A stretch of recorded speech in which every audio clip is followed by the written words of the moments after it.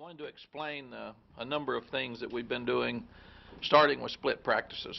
It's something that Gene Chizik brought from Auburn a number of years ago, and I think we did it maybe once with Gene, and then Will felt like they had success at Auburn doing it as well, so we continued to work with it.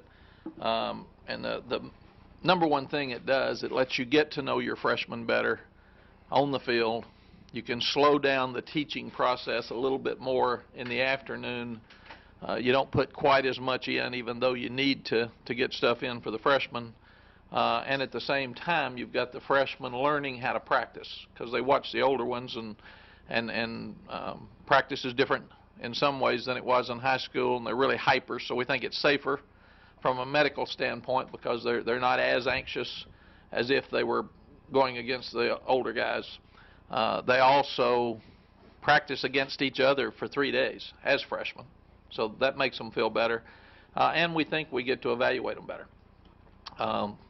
The other thing is I think this is a great freshman class. I wish we had one more offensive lineman and one more defensive lineman in the class. That's what we anticipated having, and it didn't work out for us.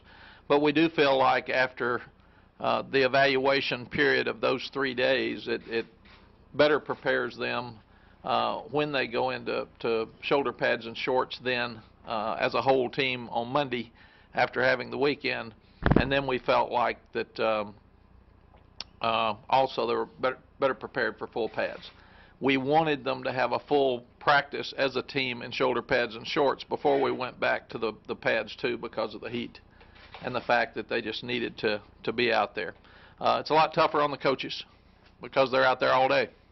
I mean, they're 2 full practices instead of 1, but we feel like it's safer for the players, and we also feel like it helps us in evaluation and teaching. First 2 full practices and pads were very physical, very competitive.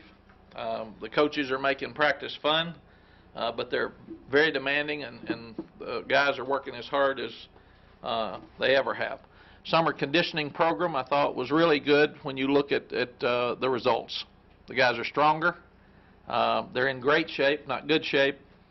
We've changed the way we practice some as far as inside the bubble and outside. We've had some heat on the turf in the field at 120 degrees on the field. We've had a heat index 108, 109 out on the practice field. It's 90 something in the bubble. So even when you go in there, it's not cool by any means. This afternoon it's supposed to be about 111, 112.